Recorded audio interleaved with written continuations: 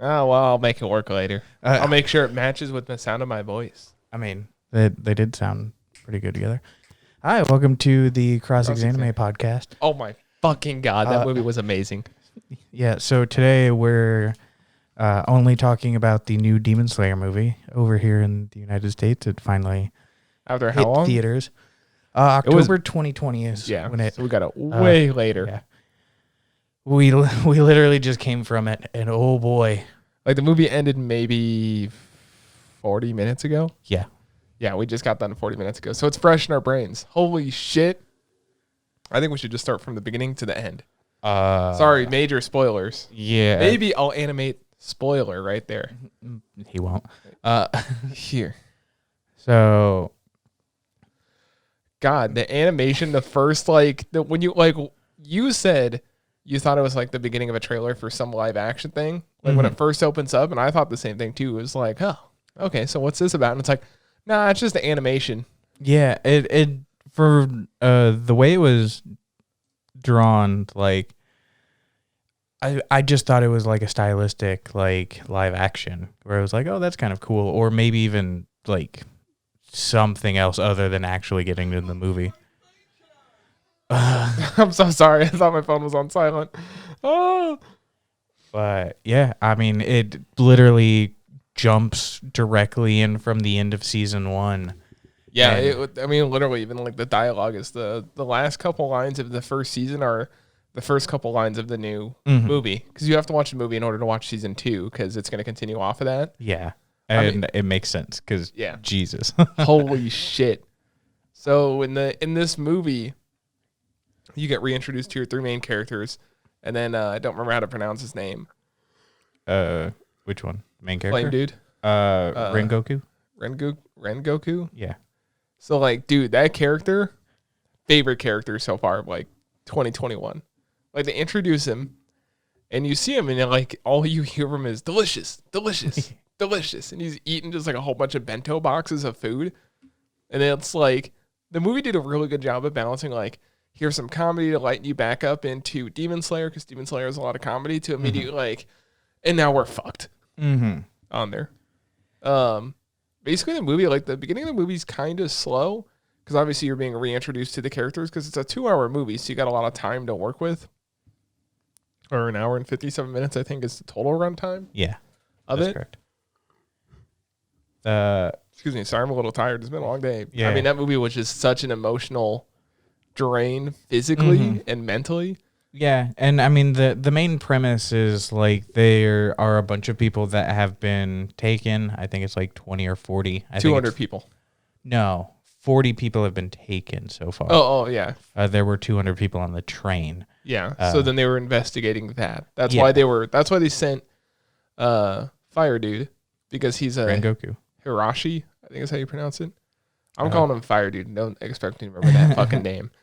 But they send him because they already sent like regular swordsmen before, thinking maybe it was a low-level demon. And then later in the movie, you find out, no, it's not. But immediately in the movie, after like 5 minutes of discussing stuff, the first fucking demon appears. And fucking Fire Dude immediately was like, okay, first form, boom, head off. And they're just like, oh shit, he did that like it was nothing. I barely even saw him like fucking get up out of his seat to kill the dude. Then he goes to one more train car back. And that's when they kill the second demon. They're like, oh, I guess that's all of them. And then you get to like one of the funniest scenes in the movie. They're like, please teach us. Yeah, please teach us. He's like, good, I'll teach all of you. And then they're having their happy, like, merry-go-round, fucking happy feely time. And I really liked when the train conductor was coming around and fucking, who's our lightning boy again? You should have this up. We should, but listen, man, we just need a fucking record. Zenitsu. Okay, so lightning dude, he's fucking on the ground, is fucking crying, realizing how shit he is in comparison to him on there, and the guy's coming over, he's just like, tickets, punch, tickets, punch, tickets, punch. Yeah. And then, go ahead. Oh, I was gonna say, and that's like, then the next scene is them just fucking falling asleep on the whole goddamn train. Yeah, and it turns out that the actual bad person, I He's the main villain you see. Well, he's one of the main villains you see from last season. He's the lower one. Yeah. So he's like the lowest of the. What is it? He's the like highest skilled of the lower tier. Yeah. So and then his whole like blood art was basically making people fall asleep. So he infuses some of his blood onto the tickets, which is why Tanjiro always thought like he could smell blood, and he wasn't sure where it was coming from, but it was coming from the ticket. So as soon as the tickets were punched, that's why everyone on the train started falling asleep, because they punched the ticket. Then boom, our fucking Demon Slayers are all fucking out. And then of course, the fucking, I don't know, hand fleshlight dude. That's just the main demon. Yeah, like, the main demon, like he's got a mouth on his hand. I don't remember if they ever say his name. They said his name last season, but I don't remember. Inmu, I believe. Basically, he is just the lower one. Is how he. Yeah, it's Inmu is the character's name. Sorry, so basically, everyone falls asleep, and the story progresses where he fucking recruits these 4 goddamn kids out of nowhere, and he's like, "Listen, tie them up, but don't touch them." Use the ropes to tie him up, and I was like, I've been asleep before. Obviously, it's part of his demon art to make them fall deep asleep. He's like, oh, if you touch them, they'll notice you. But if you just tie rope around them, they won't notice you. I'm like, what is the fucking difference? The kids aren't demons. Specifically, the rope is like an enchanted like demon rope that they can use to like tether themselves into their dreams. Because the main way he was trying to kill them is while they're in their dream world. These kids get sent in, and then just outside the core boundary of their dream world is their like soul, essentially, and they just have to break through and destroy the soul. In which case they'll be like, yeah, they break through like dead. The inner dream wall. They cut it open with these fucking like makeshift. Listen, he teaches these kids, hey, tie him up, and here's a fucking shank. And you can bring the shank into the dream. I'm like, okay, I didn't realize you could bring the shank into the dream, but I mean, they're all wearing their cool, whatever. Demon Slayer get up when not Tanjiro. Tanjiro's wearing his normal stuff, and even the other dude, he's like when they first get in, because he starts wearing his Demon Slayer outfit. Oh, that's right. And then it transitions into him like, because of course Tanjiro's like they're all happy dreams. Rengoku's is a weird definition depressing. of happy. My dad doesn't appreciate me. Yeah. Thumbs up, guys. Yeah. Tanjiro, all of his family's alive. Like, you know, he's come back to. They're alive in the dream after selling charcoal, and yeah. That's literally like part of his dream. He's like, hey, I wish I could just stay home, never pick up a sword, and just sell charcoal all day. It's like, okay, cool. I mean, the simple life of a farmer, but you know, hey. Inosuke's is like fighting the train because the train is a giant centipede, basically. Yeah. And everyone's got fucking bunny ears, and he's the leader of the fucking group. He's like, come on, follow me. And Nezuko's like, nah. He's like, I'll give you some shiny acorns. Yeah. She's like, well, you never said shiny acorns, my guy. And then Zenitsu, of course, is just hanging out with Nezuko all day. My love. That's listen, the lake's too deep. I can't swim. Just ride on my back. I'll make sure even your toes don't get wet. And he's just fucking zipping around everywhere. I hope his character grows, though. Because, I mean, shit. I mean, he's getting better and better. Yeah. You can definitely see some of the growth there. Also, you get a good idea. You never see the depths of Inosuke's like soul. No, I think they purposely left that. Sorry, I'm trying to adjust my mic a little bit better. I think they purposely left that a little vague. Yeah. Just because maybe you want him to be more secretive. I mean, the two others are really more side characters compared to Tanjiro. Because I feel like they wanted to focus on him, and maybe later on they'll focus on them. But Inosuke's dream was fucking weird as shit. Yeah. Because the kids said they shouldn't be seen because they basically have to cut in and then destroy their core. And I guess the first girl, they do her like start to finish in that dream, basically, right? She basically cuts the wall. She finds like their soul orb that they're supposed to stab and destroy. Rengoku's, and his is just fire everywhere. Yeah, flames. She even says like, "Oh, it's fucking hot in here." And then at one point she's about to stab it, but fire dude's inner like fighting spirit is so strong. Immediately you see her like get picked up off the ground. It's like, what the fuck is happening? Like, have you seen Elfen Lied? Mm-hmm. It's kind of like that, where she's just being picked up by the neck and then tossed around. Yeah, and being like suffocated. It's or choked basically to death. what's happening to her in real life. That Yeah. though You can see her Rengoku. suffocating. Mm-hmm. Well, you can even see the marks. Like they even animated the marks of Yeah. in the dream, the marks of him like squeezing in on her neck. Yeah, though Rengoku is asleep, he's just instincts are just, I got you, and I mean that entire time he's asleep. And he's just impressive. holding her there. Yeah, and then I think we switch back to they go back to Tanjiro, right? And they finish up his dream. Yeah. Yeah, I mean, there's a little back and forth between the other two, but it's mostly Tanjiro. And then Tanjiro finds out, oh shit, I need to get out of this dream. What the fuck do I do? He goes to grab water for a bath, and he's felt kind of weird because like there was a flash of Nezuko's box, and and then that's when he realizes there was a demon smell, and it's kind of surrounded the whole dream, mainly because he can still feel the outside world in the dream.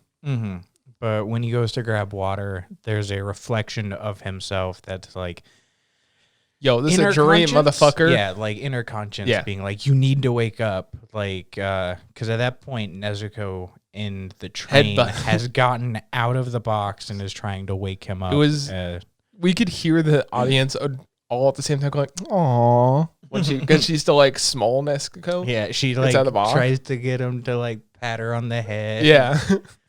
I tried. She did. She's like, oh. Yeah. And then she fucking headsbutt them. Oh, I think that's what he smelled. He smelled her blood. Yeah. Yeah, and he's like, oh shit, Nezuko's blood. And then the river scene. And then it kind of goes back and forth. It's kind of boring until one point where he finds out, I need to get out of this fucking dream. And he runs. So he's talking to the family. And as he's talking to the family, Nezuko like basically has the fire demon art. So she's kind of sets him on fire. And then in his dream, he gets caught on fire. And that's when he changes back into his Deamon Slayer clothes. And then he runs out of the house, his whole family. Because in the dream, it seems like, this is his life. Runs out of the house, runs into Nezuko. Then he gets all emotional because he's like, ah, shit. If it wasn't for me, y'all would still be fucking alive. If I didn't leave. Be still human. Yeah. Which realistically, that's just not the case. Like, yeah. I mean, he would still get his ass kicked. And he'd be dead. Yeah, he'd be just dead along. So all the family was slaughtered, yeah. And then he runs to the edge of the forest. Then he sees like a ghost of his dad because he's trying to figure out how to get out of this dream. And he's like, you know what? Fuck it. Takes sword. Yeah. Cut neck. The dad basically gives a very small, like, there's something you have to cut, is kind of what he says. It should also preference at this point, the kid that is assigned to Tanjiro has already gotten into like the soul section. Yeah. And it's basically just a big warm bliss. Like if you've seen Yurlai and April, they have that dream sequence where it's just a vast open world clouds, basically reflective water on the bottom. Think of that. And then he says, it's warm. This feels so peaceful, but I got to find the orb. The kid is still focused on finding his orb. But when I'm sitting there, I'm like, shit, you look in every direction. I don't see a goddamn orb for miles. Yeah. Then he kills himself. Well, in the dream, he slices his neck, then he wakes up. Yeah, Tanjiro takes the blade right to his neck and wakes up. No, he just slayed him. So like, okay. Yeah. He didn't cut sideways. He just cut down. No, he'd like set it to his neck and then he smacked it in. Yeah, like pushed him, but then down. Oh, did he go down? Yeah, like every time he kills himself. Semantics. Yeah. But I mean, shit, there's a lot of times where they jump in and out of dream sequence, and he's just, every time he's like, how is he getting out of the dream? He's just like, I guess we're back in the dream. Listen, man, we're spoiling the whole movie. Don't. Yeah, that's just jumping. I don't want to get caught up on the. Well, then after that, I mean, then he gets out of the dream, and that's when you first see Tanjiro try and fight our main flashlight hand. Yes. I keep forgetting his name. Shenmue? Cool. Listen, I really love the Shenmue games. No, but it was super interesting how they because when he said cut, I thought he meant like cut his own like dream wall and then get out. And they were like, nah. No, you cut your own neck. It's like, oh, like, that's not where I would have gone, but hey, I'm not the manga artist for it. Yeah. Enmu's on top of the train. Well, I guess all of the jumping a little too far ahead. Tanjiro asked Nezuko to burn all of the ropes, so all of the kids are taken out of each of their dreams, so they can't destroy any of the orbs.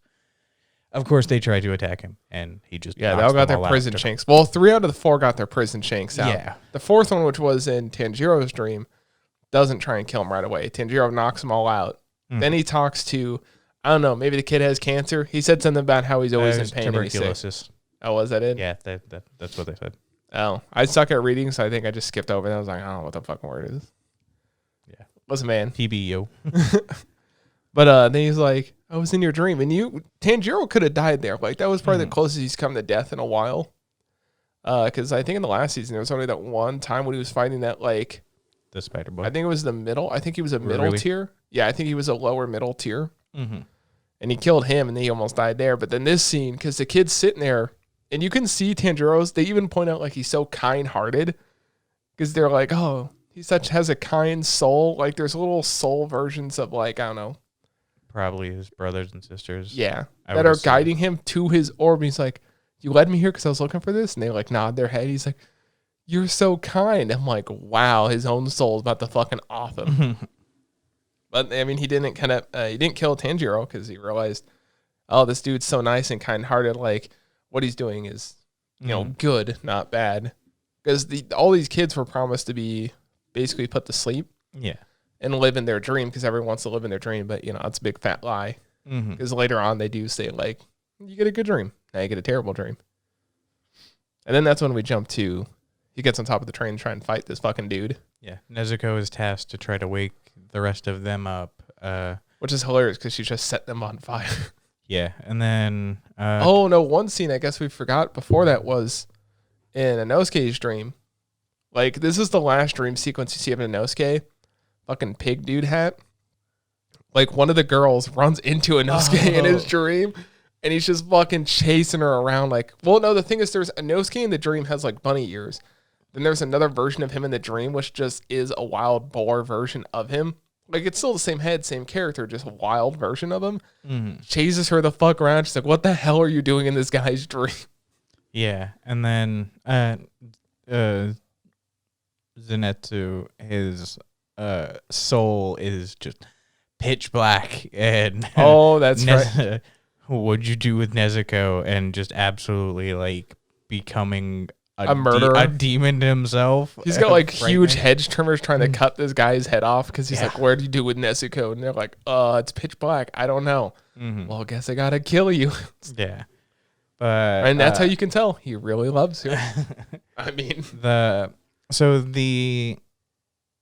Inma Tanjiro fight.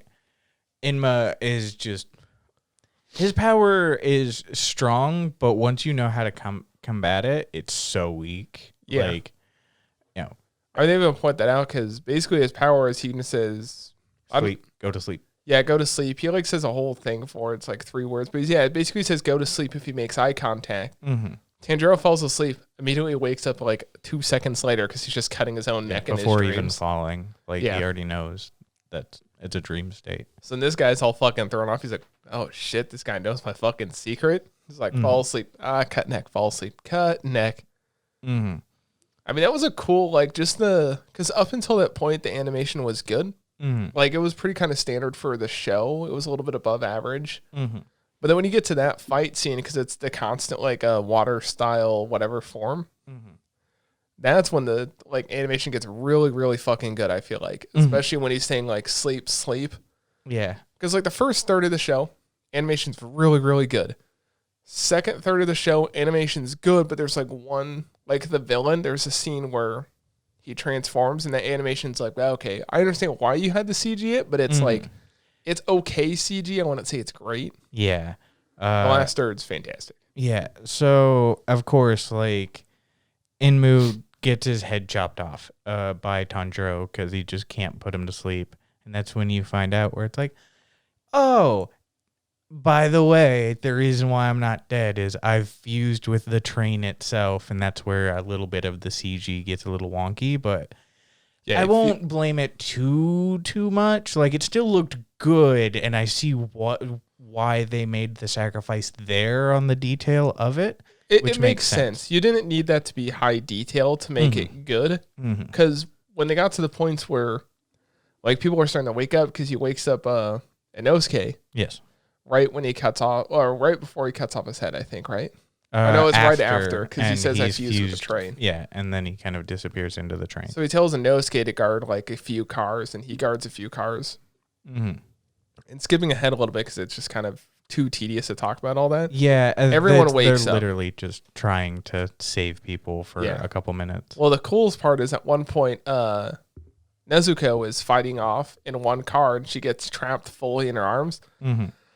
And like our fucking boy hero that always passes out, Lightning Boy. Zenitsu. Yeah. Lightning Boy fucking is asleep, and he's always the badass character when he's asleep. You see the whole train just light up, because you see a spark start at the back of the train. Spark lights up at the back, cuts through the entire fucking train to go save his fucking girl Wonder. And she saves him. She's like, oh, because she doesn't say anything. She pats him, and then he goes back to his like kind of sorry state. Like, that's why I love that character. Super serious for like a few seconds and just fucking dumb the rest of the time. Can relate. And yeah, everyone eventually gets awake. Rengoku basically tells Inosuke, and well, I guess he had already spoke to Inosuke, but Tanjiro, I'm going to take the 5 cars. Those 2 will take 3 cars. You guys focus on killing Inmu. Yeah. Like, chop off his head. And basically, Fire Dude fucking kicks ass. Yeah. Because you feel because at one point he's fighting, and he needs to cut a lot of the, whatever you call it, the tentacles off at once. Yeah. Just feel an explosion on the train. I guess we should explain. Inmu basically turns the train cars into a flesh version of him as he's trying to kill all of the sleeping people. I'm sorry, even in post processing I could hear that. Sorry. No, it's crazy, like, because I wasn't expecting that, because the pacing's so well, you don't know how far along you were in the movie. Because when we were sitting there, I was like, oh, we're almost done. Wow, that went pretty, kind of quick, but I mean, maybe. And it's like, oh no, it's only been like 40 minutes. I mean, we spent 20 minutes explaining 40 minutes of it, because a lot of stuff happens. But then it's just a constant like fight. Like the next, I think it's about like 30 minutes of just constant like fighting, a little bit of talking, fighting. Because Inosuke and Tanjiro make it to the front of the train where Inmu's head is. It's right below the conductor's like area where that's where the neck is, because like the head of the train, which was kind of what I would think would it be, because if it's the body, I mean, whatever, it's a given, but easy enough. And the whole fight there, that was like a continuous like 15-minute just scene in that one tiny like train, or that part of the train, because Tanjiro keeps falling asleep. And it was a cool sequence, because Tanjiro knows the secret to the guy, because he has like 100 eyes, like tentacles come up, it's like 100 eyes. Tanjiro falls asleep, cuts his neck, falls asleep, cuts his neck, falls asleep, cuts his neck. Then at one point, you see Tanjiro about to cut his neck in real life, because he tries to fake him out. He says sleep, but doesn't do the thing. It's kind of the same thing in Jujutsu Kaisen when they do the clap. And then he just claps his hand thinking they're going to switch, but they don't switch. Which I thought that was really cool. I really like that. And then, of course, Inosuke comes out of fucking nowhere like, listen, man, don't do it. Fucking cut your neck. The real world. The big kind of thing is the conductor, of course, is also under the control of Inmu. He comes kind of out of nowhere and stabs Tanjiro in the stomach with his own little shank. Bone shank. Listen, it's the shank everyone had. It's pretty generic shank. Yeah. And shortly right thereafter, of course, they chop off Inmu's neck, and the train crashes. Well, it's the cool thing though is like they tell you why Inosuke doesn't fall for his tricks of sleeping, because he's wearing a fucking boar hat. They're like, listen, man, I don't know where he's looking. I got to be looking at his face to know where he's looking because he's wearing that stupid fucking hat. Mm-hmm. I mean, that whole, because they synchronize their cuts, and it's cool seeing, because you see, I think, 2 new styles from Inosuke's cuts, because you never see them before, because you get to see everyone's styles a little bit more this episode, minus, Electricity Boy, Lightning Boy, because he only has one style he does, which is I think it's the first form. Yeah. And then they cut the neck, then all hell fucking breaks loose, because his neck's cut off, so he's losing control of the train. Fucking, classic Japan train, fuck up. Train fucking goes everywhere. Nobody dies because they show. I mean, you don't find out till later, but Rengoku used 3 forms at once to counterbalance the takeoff. Used a whole bunch of styles to like save people from dying. So it's crazy because there's like 200 people on this train. Because the thing is, as he gets his neck cut off, our bad guy tries to like kill everyone on the train for their power to like reconnect this neck. And of course our fucking flame boy's like, nah, I got this. Yeah. And shortly after the train crashes, Tanjiro was thrown off because there wasn't exactly like a roof on the train car at the time. They already cut off the top of that. Yeah. He's thrown, and the Nosuke is thrown from it, and the conductor, because he made a good point of like, let's save the conductor, because if he kills me, he's a murderer, and I don't want that. It's like, listen, man, he fucking stabbed you. Let him die. I'm fully 100% behind a Nosuke on this. He tried to stab you. Fuck him. And the Enmu is just like, you see a bit more of like, he always wants to be in the like top instead of always the like lower one, even after having like all of that power from fucking discount Michael Jackson. I forget the guy's name. I don't remember his name either. He eventually disappears. Tanjiro is laying there bleeding out, and Rengoku shows up, and it's like, focus, like use your breathing art to stop the bleeding in that area, which I didn't know you could do. He basically taught him there, like you can clog single veins or arteries, because that's what he told him, like use your breathing. I'm like, I don't think that's how that fucking works, but hey, each their own. It's anime. I mean, yeah, I guess if there's demons and shit, you can do whatever the fuck you want. And that's when you get to like the second part of the story, and that's what I wanted to bring up. And I said this in the living room when we were talking before. Oh no, I'll wait to talk about that point to then, because it'll give away a little too much, even though we're spoiling the whole thing. Yeah, you should know that when you came here. Sorry, I got to point to my camera, not the camera now. My camera, the camera. No, but then you meet this new enemy, because they even mention like after they defeat him that there's these new enemies that, because there's the whole tier system, because there's 12? I believe so. 12 I think it's 12. And the spot number 3, he's like the 3rd spot of the higher tier. Yeah, upper 3. Yeah. And they're like, oh shit, spot number 3 just showed up.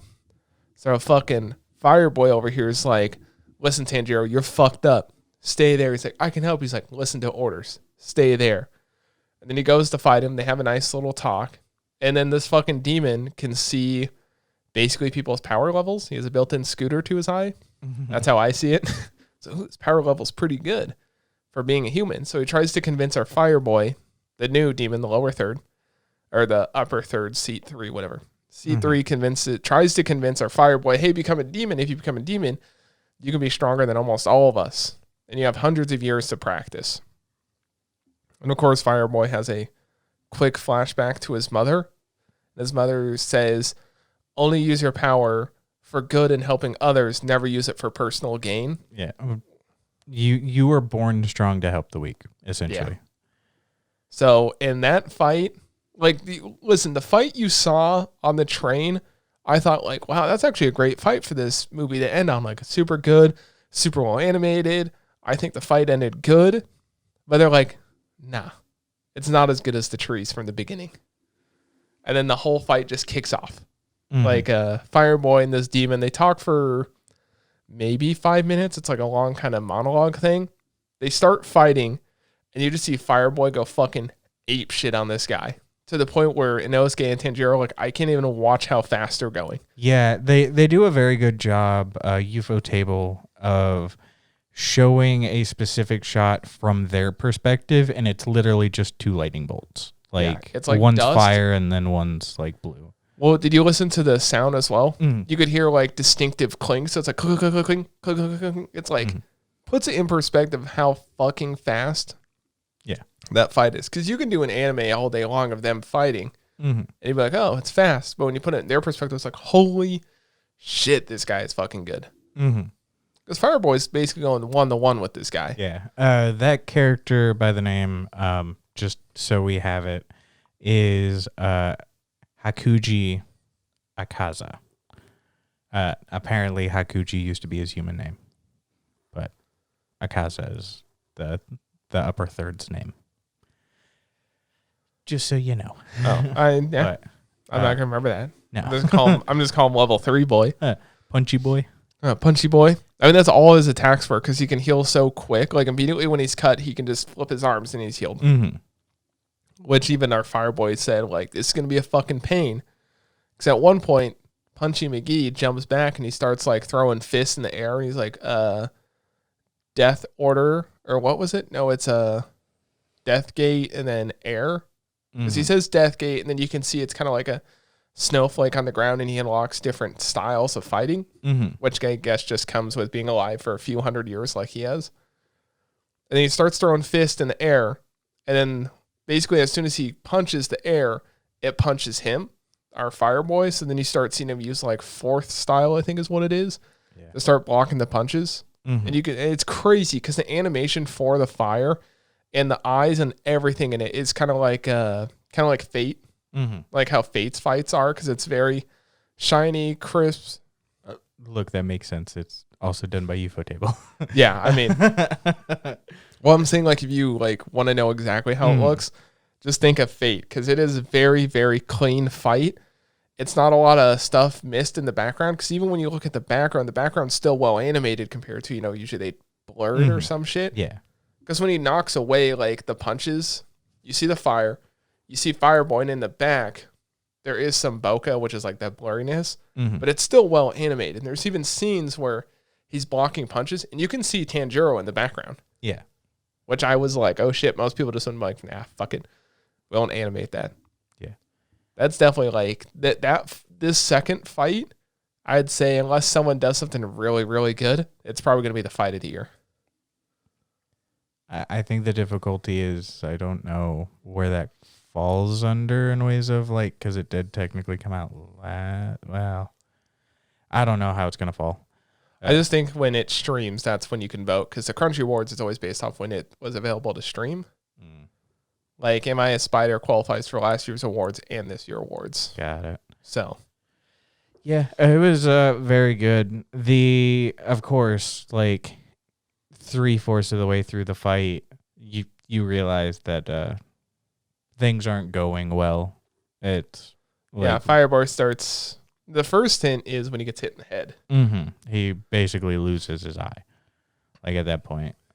Well, he gets a nice gash. Then he gets hit in the eye after that. Yeah. Because they put it in perspective later on in the fight. Because they say what he's done. Like, I've cut your head. I've basically blinded you in one eye. I've broken like a couple of ribs. Damaged a lot of internal organs. Fireboy's like, because at first Fireboy has like this very like straightforward, upbeat attitude. He's always happy. He's firm in what he does. And they already established earlier in the movie, like he can see a situation, immediately know what's going on. And then in this fight, you see him slowly get worried until they say that, like, you're super fucking injured. He's like, nah, I'm fine. Yeah. He himself kind of kicks it up a notch. You see, I think it's his 7th or 8th. Well, he goes, first, the second part of the fight, he goes through form 4, then 3, then 2, then 1. And when he finds out that doesn't work, then he uses, I think you're right, 7th form. Which is a fucking flaming tiger. Yeah, he just fucking is like a yeet.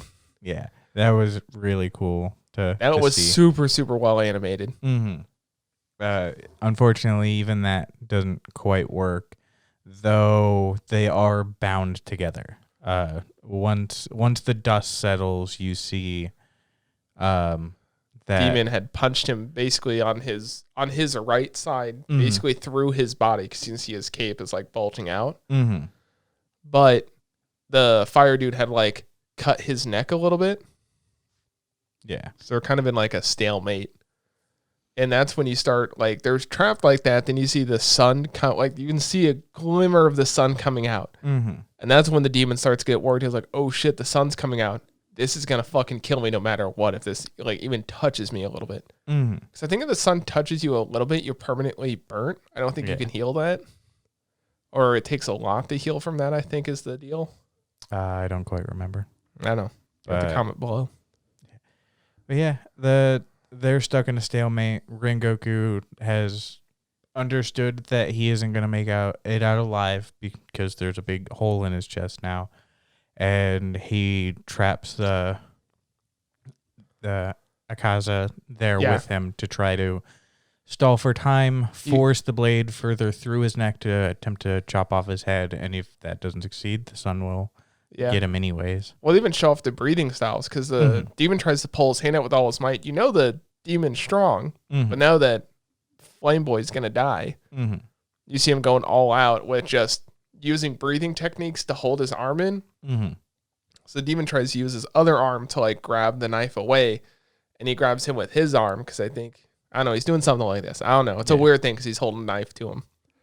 And then he's slowly cutting into his neck, because it's like cut in a little bit. Then it gets to like the middle of the neck. And I'm like, that should be more than enough to like kind of kill him. Or at least the demon could try and like, snap his neck to like heal part of it. I don't know. There's probably something to it. And then that's when Tanjiro and Inosuke fucking jump in to try and help. And then the fucking demon basically rips off his own arm inside the guy. Both arms. Both arms, yeah, just to get away from him. Mm-hmm.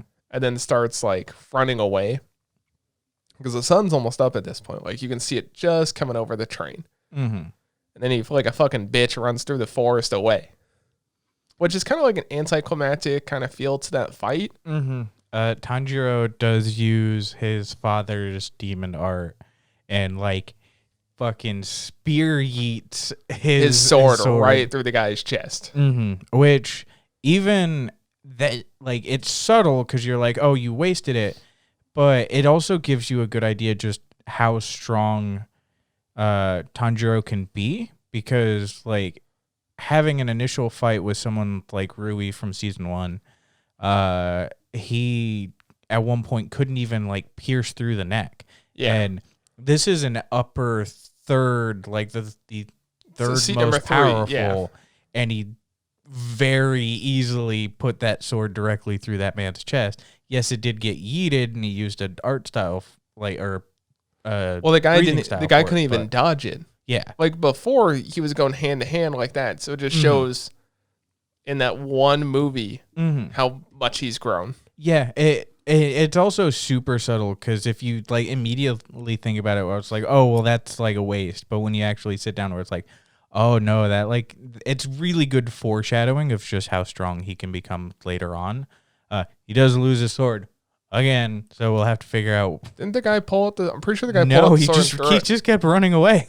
Well, he got hit and he was running, and then he like basically pulled out and threw it. He did that with the sword that was in his neck. Yeah, he did that, but I'm pretty sure he did that with. I guess we'll have to watch the movie again. I remember this. You can barely remember people's names. Listen, I don't speak Japanese. So? Doesn't mean you can't remember their names. If it's hard to pronounce, then I mean... Rengoku isn't very hard to pronounce. Listen, man. You got it right in front. You got it right in front of you. You keep looking down at it. I got a camera to see you looking down at it. I mean, you could have it up here too, Mr. Professional. You're coming about like, oh, you can't remember. But Tanjiro goes on this entire like rant of basically about like, Akaza, you've lost. Like, as strong as you are, you had to run away. You couldn't finish this fight no matter what. You're the loser. It was very, very emotional because, you see Rengoku in the background dying. And then Tanjiro and Inosuke go over to him, and Tanjiro and Rengoku basically have a conversation. They're the last like conversation. It's very fucking emotional. They're just sitting there. And God, he's fucking crying. Everyone's fucking crying. And the whole theater's crying. You get people sniffling, and because the guy knew he was gonna die, and just told him everything. Then they kind of foreshadow the rest of the the next season of go to my father's home and read all the notes that I never read about the flame style. Because I guess we hadn't mentioned one of the first questions Tanjiro asked Rengoku was like, "Hey, my father knew this fire style. Like, do you know anything about that?" Nope. And he goes, "No."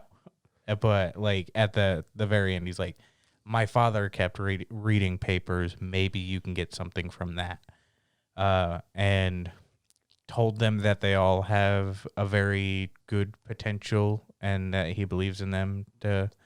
Well, they do explain there's like 5 main styles too. It's like fire, water, lightning, earth. I don't remember what the other ones were. But the thing is, Tanjiro can use water and fire, and then lightning dude can use lightning. I think Inosuke can use the earth one. So it just shows that their group already knows most of the main styles because everything else is derived from it. Yeah. Looks like, yeah. I'm curious to see Tanjiro's specific style because apparently people with black swords, they have this weird, like, undecided thing. So I don't know if it's going to be a situation where he'll specialize in both fire and water because it kind of already looks like. They also did say a lot of people that have those style, like that sword, have never become a Hirashi. So, I mean, maybe it's just a death wish or because I think all the Hirashi specialize in one form. It's their Bankai. Basically, yeah. That'd be so cool to see someone with the same one, like drop sword. Like, what was it in Bleach 1,000 Sword Death or something? Oh, yeah. So that was we know who he is. Yeah. I just don't remember his name. But that would be fucking dope to see someone with like no, it's not 1,000 swords. It's like 1,000 cherry blossoms or something. Yeah. My brain wants to say the Japanese name for it. It's Zenbon Sakura Kageyoshi is that specific style. Boom. There's your Japanese for the day. Yeah. But that's basically the movie because at the end it's just them crying because Flame Boy fucking... Senpai Byakuya Kuchiki, by the way. Yeah. Brain lagged a bit on the fucking Bleach name. But yeah. Fire dude dies. I'm crying. He's Justus is crying. Just before, everyone's fucking crying. Just before he does die, he sees his mom's spirit. And basically ask her if he did a good job. It's like, you motherfuckers. You give me those goddamn feels. And at the very end, it turns out that Rengoku is the only person that died. Everyone else was saved. Messenger Crow was observing it was fucking crying. As the crow flew away, he was crying, and the message was sent out to everyone. All the Hirashis. And the everyone was fucking the demon corpse. Yeah, everyone was fucking sad. And like they even point out like the significance of like, oh shit, even he couldn't defeat a top tier, which he could have if he didn't have to fight on the fucking train. He could have won. Yeah, it's bullshit. So it's I think Tanjiro. I think this next season I think Tanjiro will have to fight another one on the list because he's beaten someone in the mid tier and he's beaten someone in the low tier. So I mean, it's only a matter of time because they even show you pictures with their face kind of darkened out of different characters that you haven't seen before. Because I think this takes place between chapters 57 through 64 is what the train covers. So I mean, we're pretty far along in the manga because the season 1 was 24 episodes or something like that. Yeah. So 24 episodes and a 2-hour movie. So we're on chapter 64, and I think they're on chapter 1 something right now. I haven't paid too much attention to the manga, but yeah, it's the movie was very good. The animation, especially like fight scene wise, was very good, and even some of the like lackluster like CGI where you're like the flesh looks a little bit funky. it's real easy to give it a pass because you know where that budget is about to go to. Was that say 205? Yeah. So they're on chapter 205. 205. They got a lot they can adapt. They got a long fucking way to go. Well, the thing is, they already introduced those 12 top tier characters. They got through every single one. Mm-hmm. That's about it for the movie. At some point, Deamon Slayer came out in 2019. So imagine how long or how much has came out since the original one aired. Well, in the manga, it's not even done. Mm-hmm. And that's why it's one of the new big series, is what people say. Because you got Boruto, Demon Slayer, Jujutsu Kaisen. No one gives a shit about Boruto. People keep buying it. I mean, I would replace Boruto with fucking Black Clover. Yeah. I was gonna say Black Clover next, but that's pretty much your new big series. Minus, Dragon Ball's still going strong, and One Piece. Yeah. DBZ's over there fucking beating a dead horse. Just like, we'll make him stronger, I swear. That'll be the final fight, Tanjiro versus Goku. Goku would win, hands down. Yeah. But if you haven't seen the movie and you somehow watched us talk about spoiling all of it, I don't know why you would do that. You should go watch it. Because they like our content. I'm definitely going to buy the Blu-ray. Oh, yeah. I already told Calvin, as soon as there's a 4K Blu-ray, mine. Yeah. I doubt it'll be a 4K Blu-ray, but... you'd be surprised. I mean, they've done it with, like, Weathering with You and a couple other ones. Like, but wasn't Weathering with You already animated in 4K to begin with? Because this wasn't animated 4K, I don't think. Was it? Was it not? I have no idea. That's about it. Should we cut it here? Yeah. If you enjoyed, thanks for watching. The movie was amazing. 10 out of 10. 9 out of 10. Yeah, I gave it a 9 out of 10. Yeah, 9 out of 10. Mainly because of the animation of the other dude. Yeah. Still good. Bye. Yeah. Thanks. Bye.